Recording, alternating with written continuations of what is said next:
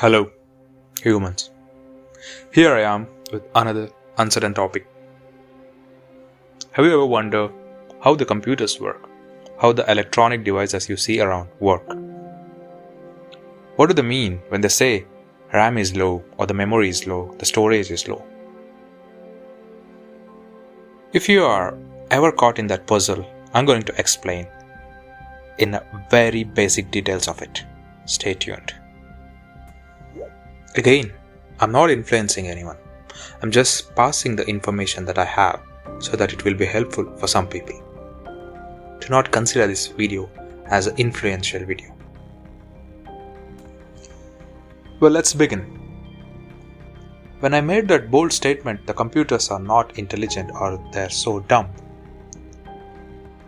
it might be counterintuitive to what I explained in some of the previous videos.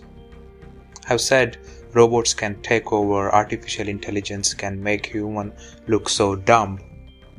These are all there, but still, when you dig deeper into the world of electronics and computer science, everyone will say computers are so dumb. I'll explain how. Before answering why computers are dumb, we have to understand how everything or information is represented in computers or electronic devices. When I say information, it is maybe your picture, maybe your video, maybe an audio, or just a simple text. How it is all represented, that matters. And this is why I say computers are dumb. Because computers do not understand anything but zeros and ones. Wait, what? Zeros and ones? Yes, zeros and ones. How it is zeros and ones it understands? Even dumber it is not zeros and ones it understands. It just get to know whether something is there or not. Is it yes or no? That's all a computer understands. Well, let's take an analogy. Take an example of a light bulb. A light bulb can be on or it can be off. It cannot do anything, isn't it? You'll say the light is coming when the light bulb is on. You'll say it is dark when the light bulb is off. That's the same analogy that goes in the computers. Every information, maybe audio, image, video, everything is broken down into a format of 0 and 1 so that computer can understand. Okay, let's expand further.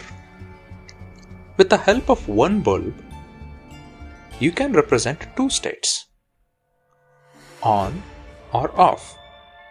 What if you have two bulbs? With the help of two bulbs, you can easily represent 4 states. What I mean by 4 states? When the both bulbs are on, it is a state. When one of the bulb is on and one is off, that is another state. When the another bulb is off and the one is on, that is another state. When both are off, that is another state. So, if you look into it deeply, it's 4 different states. We have represented 4 numbers. In a human way, 1, 2, 3, 4 can be represented with the help of 2 bulbs. Expanding it further, if you have 3 bulbs, you can represent 8 such states. If you have 4 bulbs, you can represent 16 such states. If you have 5 bulbs, you can represent 32 such states. If you have 6, 64. If you have 7, 128. If you have 8, going further, you keep calculating it for you. Continuing like that, if you keep on adding the bulbs for representing any data, there will be no end. To contain that, computer science come up with standards. Initially they said, use a byte. A byte is 8 bulbs together. If you use 8 bulbs to represent a number, you can have a range of representation. Going forward, it has increased to 32-bit, it has increased to 64 bulbs, it has increased to 128 bulbs. Maybe in the future it may get increased as well. That is why when people say I have a 32-bit computer, 64-bit computer, it is like to represent one single data, they are using 64 bulbs when they say 64-bit computer. When they say 128-bit computer, they are using 128 bulbs to represent single data. When they say 32-bit computer, they are using 32 bulbs. Wait a second. You said there is binary data that is on and off. And there are so many bulbs which have been used to represent different states of numbers. Are you saying these bulbs are there in the CPU of a computer? If this is your question, I would say yes, but a little tweak in there. If you just Google the very initial versions of the computers, you might notice the computers are in size of an entire room or an entire building, because initially that's how it was used. But now the bulbs which I was saying from the beginning is transformed into another variation of bulb, I would say, as an analogy, and that is called a cell. An SRAM cell to be precise. So that SRAM cell tells on or off. That means if there is a voltage in that SRAM cell, that is on. If there is no voltage in that SRAM cell, that means that is off. So these SRAM cells are very tiny particles within the CPU. There might be billions or maybe nearly trillions nowadays.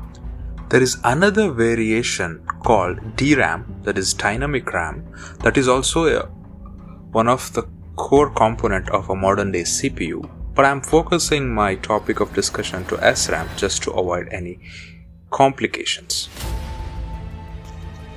The SRAM cells is basically made up of something called as MOSFETs.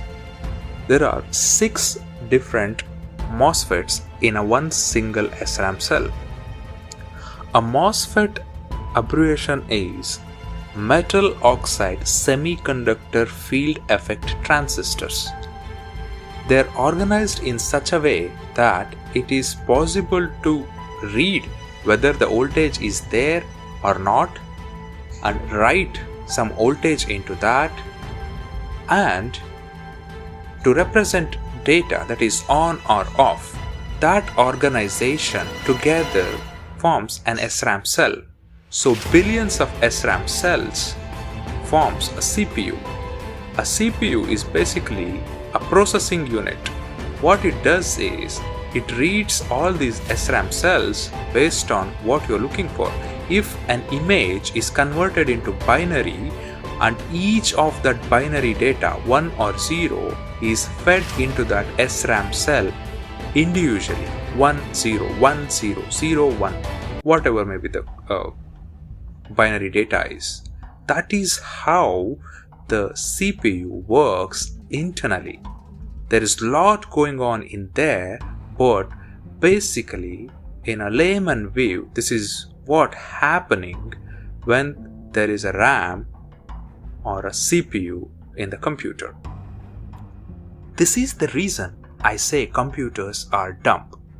They need someone to tell everything in binary, and that data has to be stored somewhere, right? Every single state has to be stored. Say you are playing a game of chess with computer. If computer is beating you in the game of chess, that means it has stored every possible outcome in the form of binary. If there are like 64 varieties of winning a game, it needs to be stored somewhere for the computer to understand. Initially, I also made a statement. Why computers making human look fool? That is because we human tend to forget. Human memory is basically volatile. We don't remember everything that we learn. But in case of computers, they don't have to remember everything. They just have to search where it is. Say, for example, if I ask a person to search a name in a phone book, what he may do initially is he'll go page by page and search for a particular number against a name. What if I tell this can be programmed to computer and computer uses this logic to search something? Of course it's a bad approach to search something one by one, but this can be programmed to computer. So since computers are fast, it operates in the speed of electrons. It just goes and scans the entire phone book and gets the result for you. If you want to make it fast, you can just say it is sorted. So with an algorithmic way of programming, you can make it even more faster using a concept called binary search. More on that some other time. This is why computers look genius. They are fast in searching because they operate in the speed of electrons. They know there is data somewhere. What all they got to do is go search for that data and represent in a way that human can understand. This is how your famous ChatGPT or Google search works. If you ask something to ChatGPT, in the background, it knows there is data. It just searches where it is in a lightning speed and gives the response that is favorable to you. It doesn't do anything. It doesn't think and give you the solution. It just searches the right data for your question.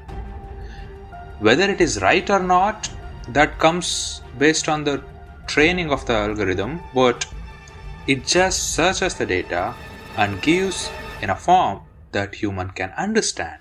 And that is why computers are dumb.